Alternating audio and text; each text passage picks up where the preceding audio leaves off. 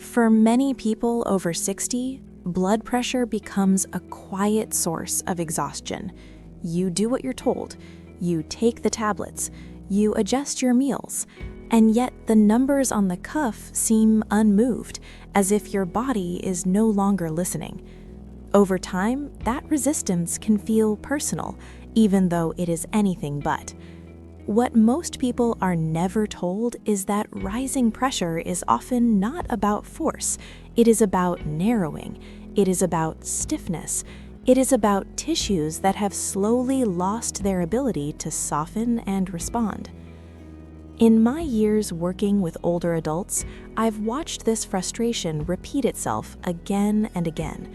A medication is increased, then increased again, while the underlying biology continues to age in the background. The arteries do not argue, they simply adapt, becoming less flexible, less responsive, more resistant with each passing decade. And resistance, in physics and in the body, always raises pressure. Not long ago, a 67-year-old woman sat across from me, discouraged and tired. Her blood pressure readings had hovered in the same elevated range for months. She wasn't looking for a miracle, she was looking for relief. What happened over the following week was not magic, and it was not a replacement for medical care. It was a biological response to a simple, specific input that supported how her blood vessels function. This is not a story about abandoning medicine.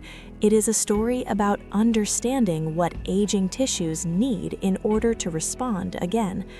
Because when the body is given the right signals, it often remembers how to soften, how to widen, how to ease its own internal resistance. And the question worth asking is this: what if the problem was never your willpower, but a missing biological tool your body has been waiting for? After the age of 60, our arteries begin to change in ways that are subtle, structural, and deeply misunderstood. The elastic fibers that once allowed blood vessels to expand and recoil with each heartbeat gradually stiffen. Calcium and collagen accumulate. The smooth muscle lining the vessel walls becomes less responsive. Over time, arteries begin to resemble old garden hoses left in the sun, capable of carrying water, but no longer able to flex. When blood is pushed through something rigid, pressure rises, not because the heart is overworking, but because the pathway has narrowed. This is why blood pressure so often climbs even in people who feel otherwise well. Standard medications are very good at lowering numbers, but many do not directly address this loss of flexibility. They manage force, volume, or signaling, while the vessel wall itself continues to age. For many older adults, this creates a sense of chasing the problem rather than meeting it at its source. Biology, however, is rarely binary. The body does not choose between medicine and nature. It responds to inputs. When the right signals are present, tissues adapt. When they are missing, decline accelerates. This is the philosophy behind supporting aging systems rather than overriding them. Instead of asking, how do we push the pressure down, a more useful question may be, how do we help vessels remember how to relax? Blood vessels are not passive pipes. They are living tissue, lined with cells that respond to chemical messengers every moment of the day. They tighten, they soften, they widen, they narrow. And with age, the balance of those signals quietly shifts toward tension. Most people never realize this is happening inside them because it unfolds slowly, invisibly, year by year. But once you understand that stiffness, not strength, is often the real driver of pressure, a different set of solutions comes into focus. Solutions rooted in biology, not force. For a long time, aging was treated as an inevitable slide rather than a process that could be measured, studied, and influenced. But modern physiology tells a different story. Blood pressure, like many age-related changes, emerges from cellular behavior. Endothelial cells lining the arteries communicate constantly with the smooth muscle beneath them, releasing signals that tell vessels when to tighten and when to relax. With age, those messages grow quieter. The chemistry shifts. The balance tilts toward constriction. This is why elevated blood pressure is increasingly understood not as a single disease, but as a downstream signal of aging biology. Researchers now study it alongside endothelial dysfunction, oxidative stress, and impaired cellular signaling. These are not abstract ideas. They are measurable processes that respond to environment, nutrition, and internal chemistry. In other words, they are not fixed. What matters most is this: the body does not age randomly. It ages in patterns, and patterns can be influenced. When we view blood pressure through this lens, intervention becomes less about overpowering the system and more about restoring communication. Cells respond to molecules the way ears respond to sound. If the signal is absent, nothing changes. If the signal returns, function can reappear, sometimes surprisingly quickly. This is where confusion often enters the conversation. Supporting biology is not the same as replacing treatment. It is not rebellion against medicine. It is alignment with physiology. Studies in vascular health consistently show that when signaling pathways improve, vessels regain some degree of flexibility, even later in life. Not perfectly, not permanently, but meaningfully. The question is no longer whether aging tissues can respond, it is which signals they are still capable of hearing. And that opens the door to understanding how certain natural compounds, long observed but only recently studied, interact with the chemistry of blood vessels themselves. Because sometimes change does not begin with force. It begins with a whisper the body still recognizes. Long before modern laboratories could measure blood flow or arterial tone, certain plants earned quiet reputations for their effects on circulation. Celery is one of them. Its use appears in traditional Chinese medicine texts as a support for balance and flow. But history alone is never enough. What matters is what we can now observe at the molecular level. Celery contains a group of aromatic compounds known as phthalides. These are not vitamins or minerals in the conventional sense. They are signaling molecules. In controlled laboratory and human studies, phthalides have been shown to interact with smooth muscle cells that line blood vessel walls, influencing how tightly or loosely those muscles contract. Houston, 2011. When smooth muscle relaxes, vessels widen, and when vessels widen, resistance falls. This is not sedation. It is not forcing the heart to work harder or slower. It is a shift in tone, a gentle recalibration of how narrow or open the pathway becomes.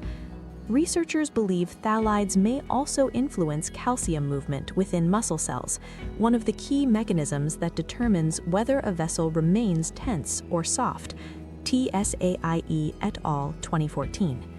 The result is not an override, but a nudge toward relaxation. What's important here is restraint. No single compound cures high blood pressure, but biology is cumulative.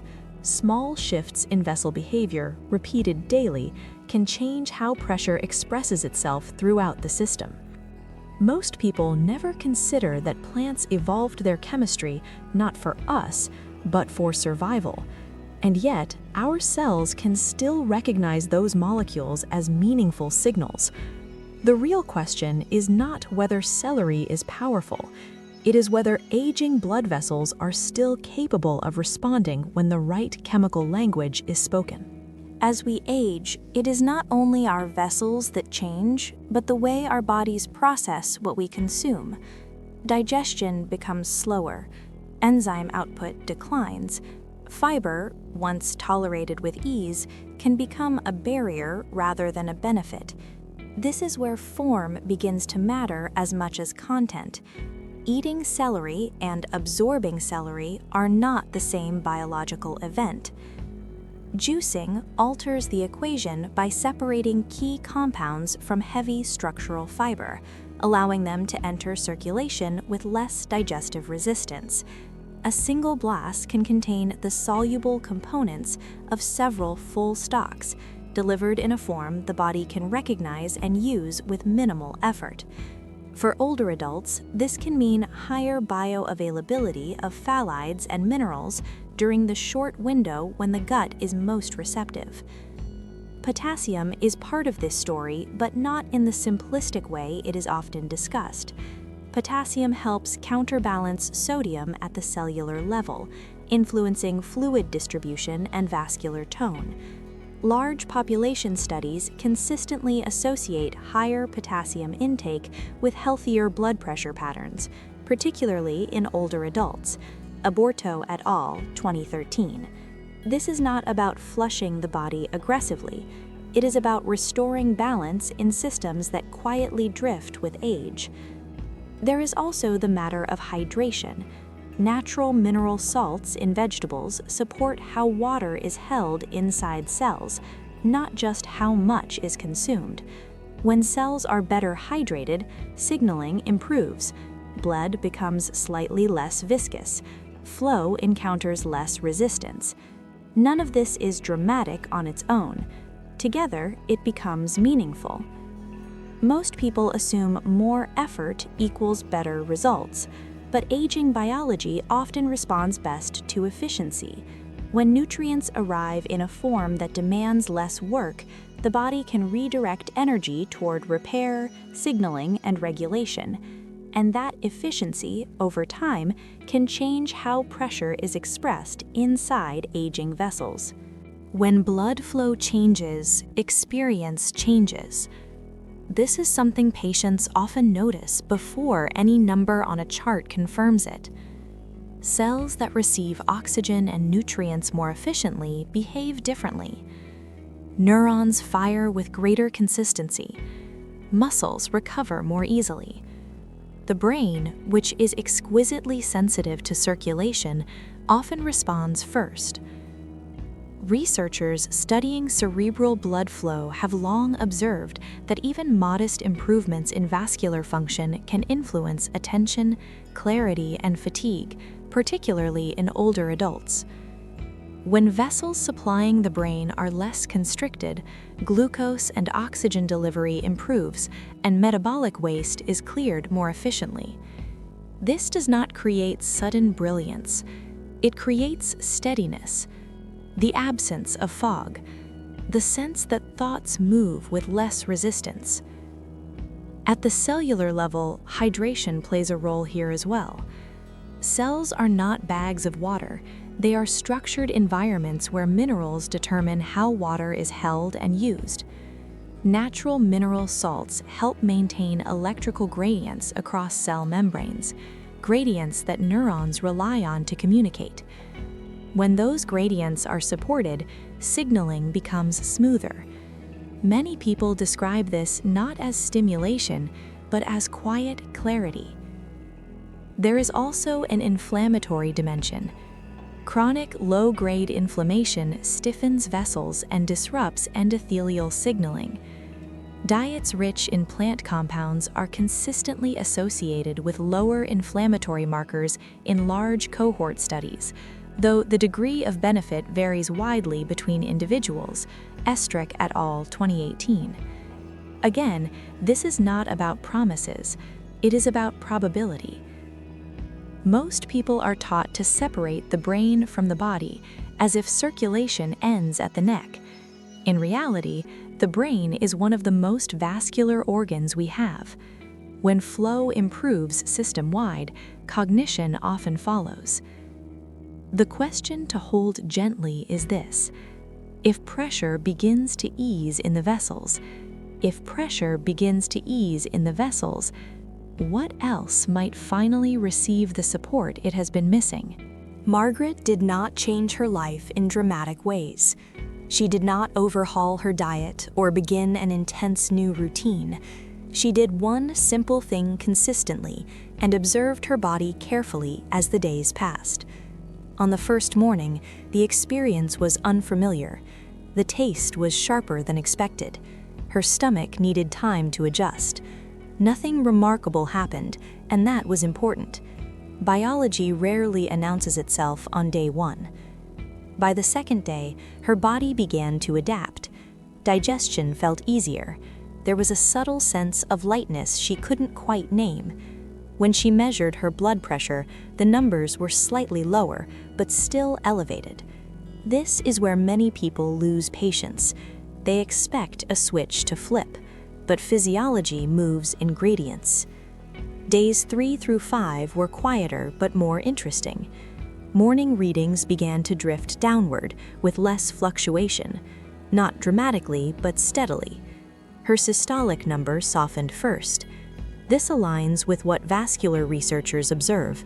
Changes in vessel tone often precede deeper structural shifts. Margaret reported sleeping more soundly and feeling less tight in her chest during the day, a subjective but telling observation.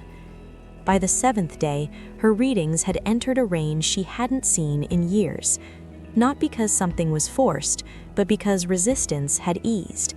Throughout the week, she continued her prescribed medications and shared her numbers with her physician. This detail matters. Observation without supervision is curiosity. Observation with oversight is responsibility. Margaret's story is not proof. It is a narrative example of how biology can respond when supported. Many people will see smaller shifts. Some will see none at all. But her experience illustrates a principle worth remembering. When the body is given consistent, coherent signals, it often answers in its own time. And the most important question is not how fast change arrives, but whether the system has been given the conditions it needs to respond. Not every body responds the same way, and honesty here is essential. In observational data and small intervention trials, roughly 2/3 of participants show measurable improvements in blood pressure when dietary vascular supports are introduced, while others see modest or no change at all. This variability is not failure, it is biology expressing its limits. There are reasons some systems resist change. Long-standing arterial calcification reduces the ability of vessels to expand. Advanced kidney disease alters fluid balance in ways nutrition alone cannot correct. Structural heart conditions impose constraints that signaling molecules cannot override. In these cases, supportive strategies may still offer secondary benefits, but pressure readings may remain stubborn. Consistency also matters more than intensity. Sporadic inputs rarely shift baseline physiology.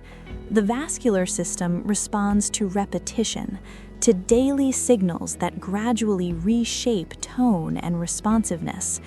Pairing supportive nutrition with light movement and balanced meals tends to produce more stable results than any single element in isolation, according to large lifestyle-based cohort studies.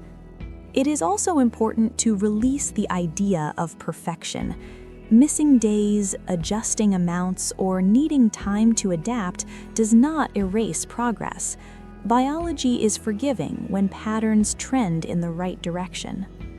Most people approach health changes with a quiet fear of disappointment, but understanding variability can replace that fear with realism. Improvement is not guaranteed, but it is plausible. And plausibility, grounded in physiology rather than hope, is what makes an experiment worth running. If the body does not respond, that information is valuable. It points toward other constraints that deserve attention with professional guidance. And if it does respond, even modestly, it reveals something powerful.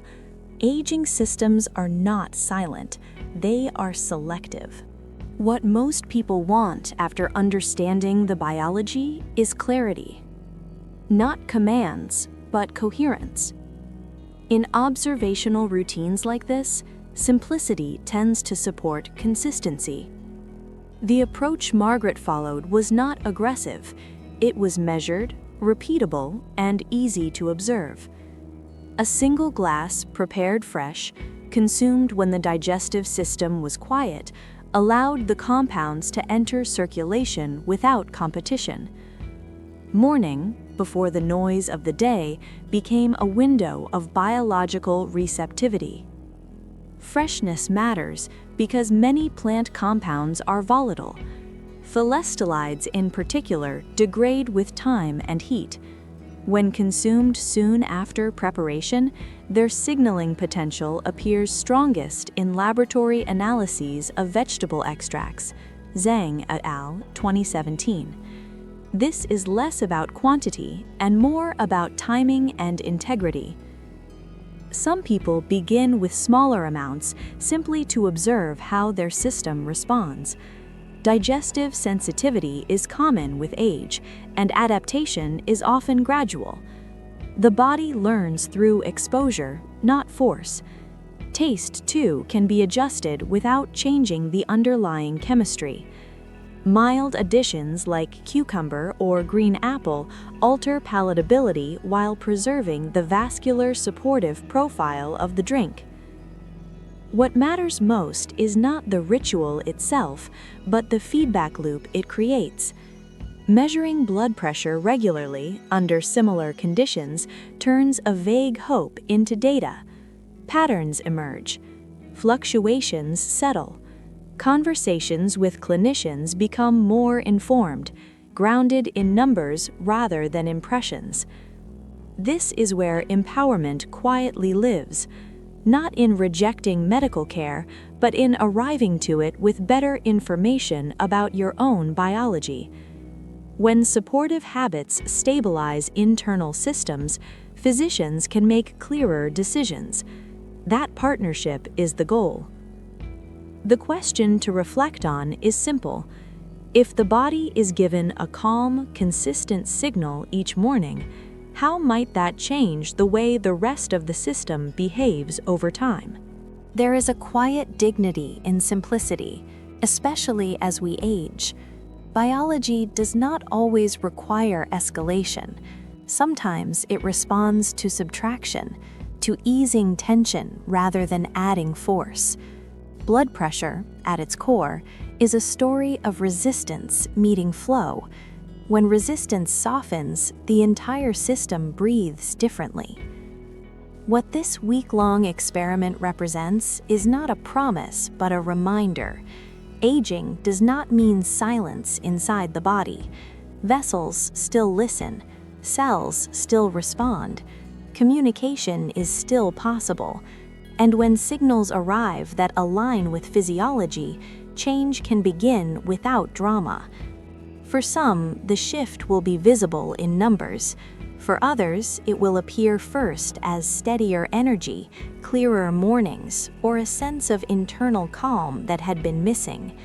And for some, it will offer no measurable change at all. Each outcome carries information. Each reveals something true about the body's current terrain.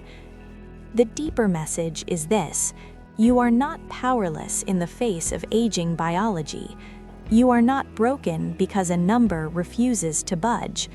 Pressure is not a moral failing.